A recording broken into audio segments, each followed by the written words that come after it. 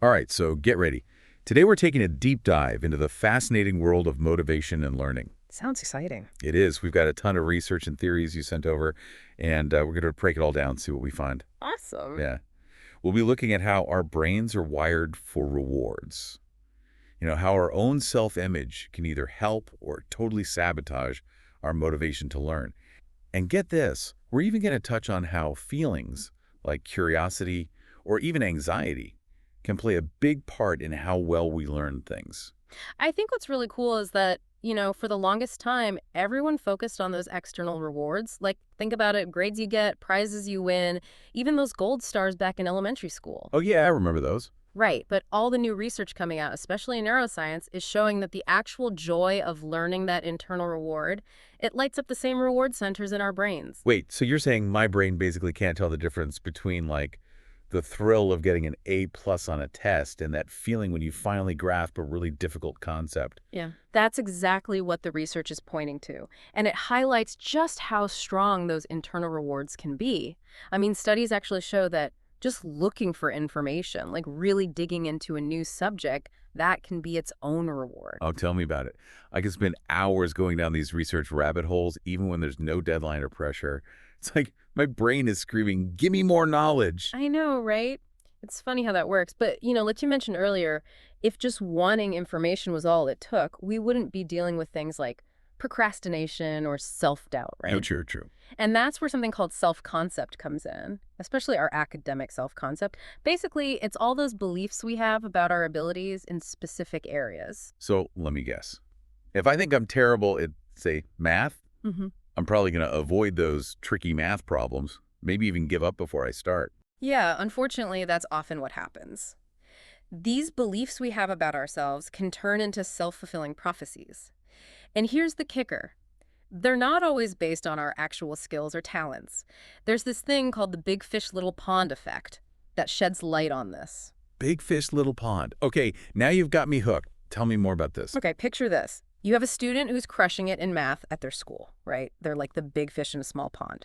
But now imagine that same student goes to a super competitive school full of math geniuses. Suddenly they're surrounded by all these other high achievers and might start doubting themselves, even if their performance is still the same. So it's not just about how good you actually are at something, but how you see yourself compared to everyone else. That's kind of messed up. It is. And this leads us to this super important idea called self-efficacy, which is basically believing in yourself, your ability to succeed at specific tasks. Think of it like having this mental toolbox filled with everything you need to tackle challenges and reach your goals.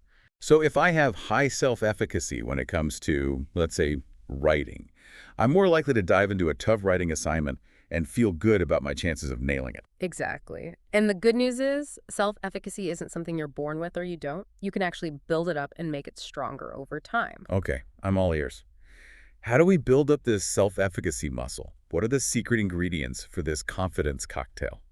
Well, research tells us there are four main things that contribute to our self-efficacy. First up, mastery experiences. Those are those moments when you've actually tasted success. Think of them as confidence boosters reminding you, hey, I did that. I can totally do it again. Right, so the more wins I rack up, the more confident I become. That makes perfect sense. What else is in this confidence recipe? The next ingredient is what we call vicarious experiences. It's basically learning by watching other people succeed. When you see someone who's like, you achieve something you really want, it can be super inspiring. You start thinking, hey, if they can do it, maybe I can too. It's kind of like when you see someone break a world record suddenly. Doing something that seemed impossible feels a bit more within reach. Exactly. And then there's the power of people cheering you on, giving you encouragement and positive feedback. Mhm. Whether it's a mentor, a friend, a teacher, hearing someone say, I believe in you can make a huge difference. So having a good support system can seriously level up my confidence game. What's the last ingredient? The last one is how well you manage your anxiety and stress. It's all about being calm and focused so you can perform at your best and build that self-efficacy. It's all connected, right? That whole mind-body thing. If I'm super stressed and overwhelmed, my brain's not exactly ready to learn or tackle tough stuff. You got it. So as you can see, there's this whole web of things that affect our motivation to learn. But let's switch gears a bit now and talk about curiosity. What do you think makes us so attracted to the unknown? Why are our brains always craving that aha moment? It's like we're hardwired to be explorers. Our brains are always searching for new information, new experiences. Right, always on the hunt for something new and exciting. Yeah. And there's this really cool model, a four-phase model that researchers have come up with to explain how our interest in something grows over time.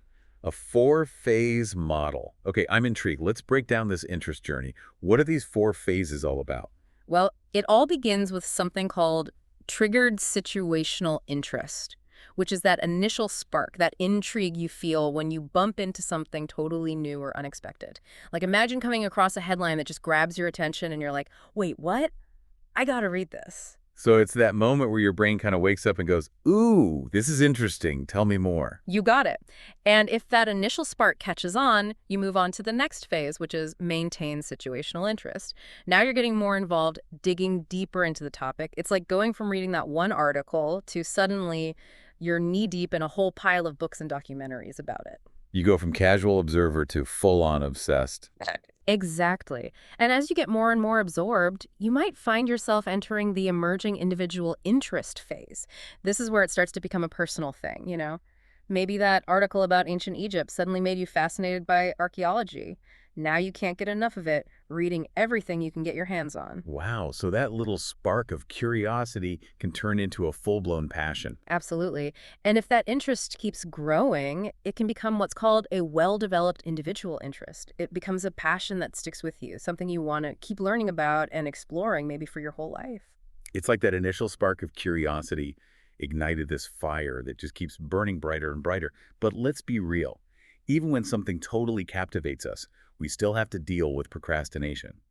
Why do we do that to ourselves? Why do we self-sabotage, even when we're genuinely interested in something? Procrastination. The age-old question, right?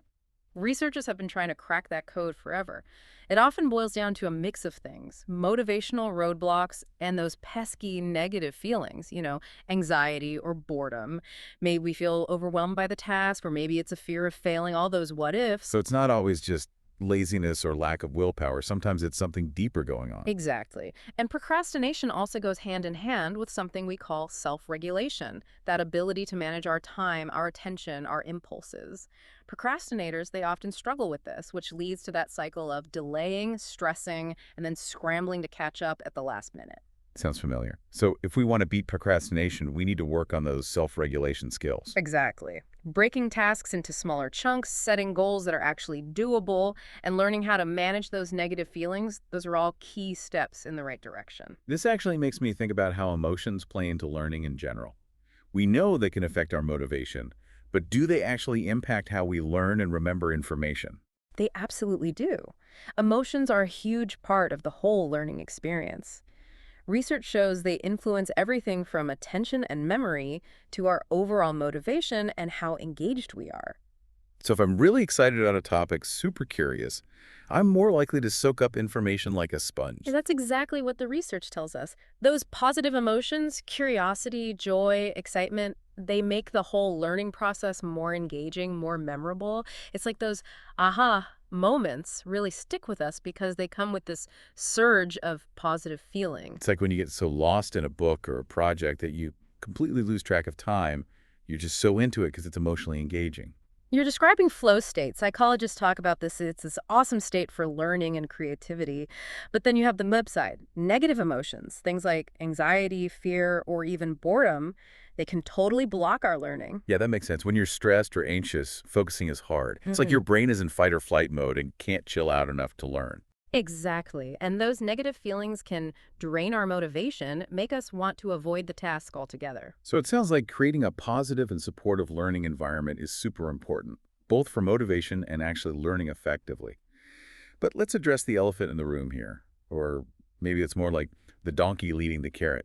How do these intrinsic and extrinsic rewards fit into all of this? It seems like for years the focus was mainly on those external rewards. Good grades, praise. You're totally right. There was this prevailing idea that if you emphasize those external rewards too much, it could actually backfire and kill intrinsic motivation, that pure joy of doing something for the love of it. It's like that classic example of a kid who loves drawing, but then they start getting rewards for it, and suddenly the joy kind of fades away. Like it becomes more about the reward than the actual act of drawing. Exactly. It's what researchers call the undermining effect or the overjustification effect. But newer research is showing that it's not quite so simple. It's not as straightforward as saying external rewards are the enemy of intrinsic motivation. I'm glad to hear that. It's always good when things aren't so black and white. The key seems to be in how we see those rewards and the context they're given in. If a reward feels controlling, like it's taking away someone's sense of autonomy, it's more likely to have that undermining effect.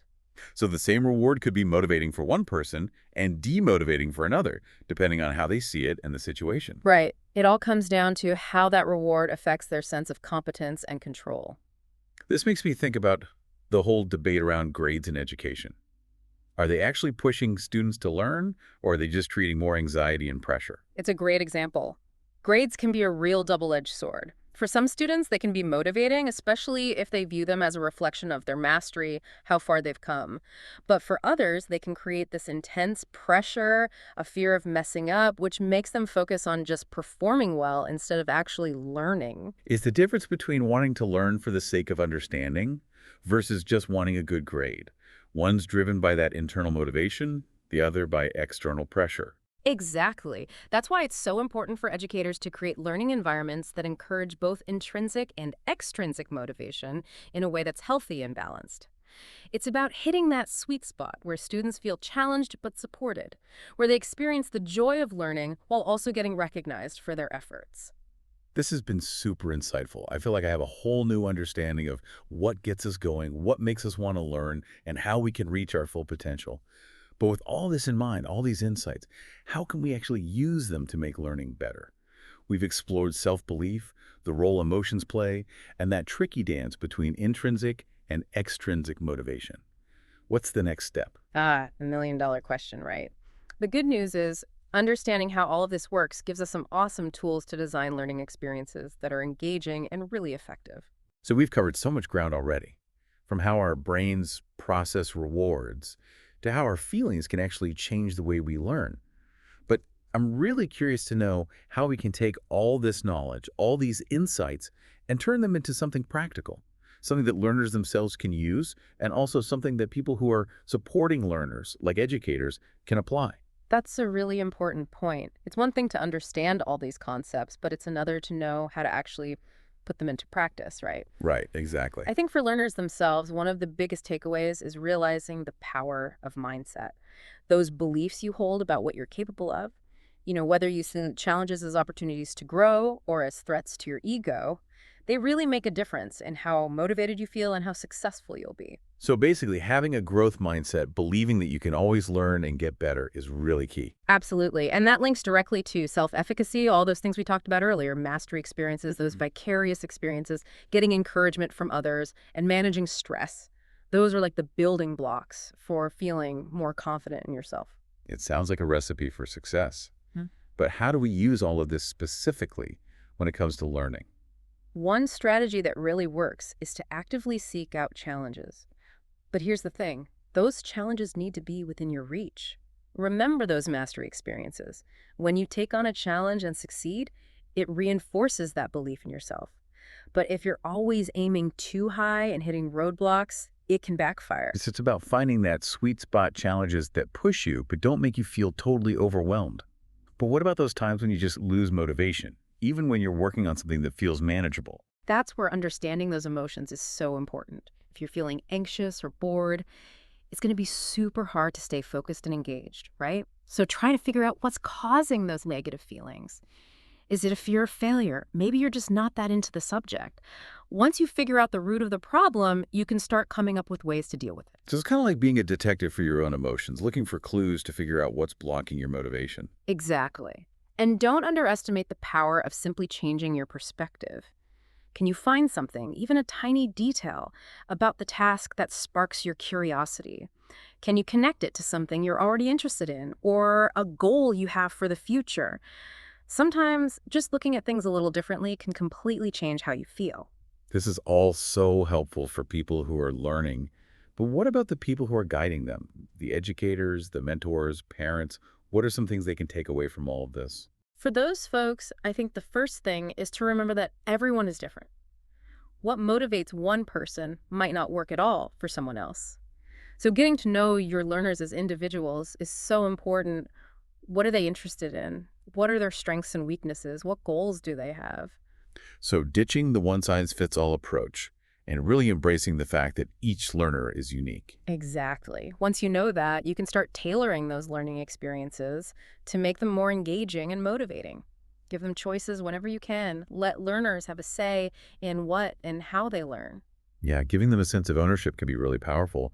It turns learning from something passive into something they're actively involved in. Absolutely. And don't forget about feedback, not just grades or scores, but feedback that focuses on their effort, how much progress they're making, and specific things they can do to improve. So it's about helping them build that growth mindset we talked about earlier, that belief that they can get better through hard work and sticking with it.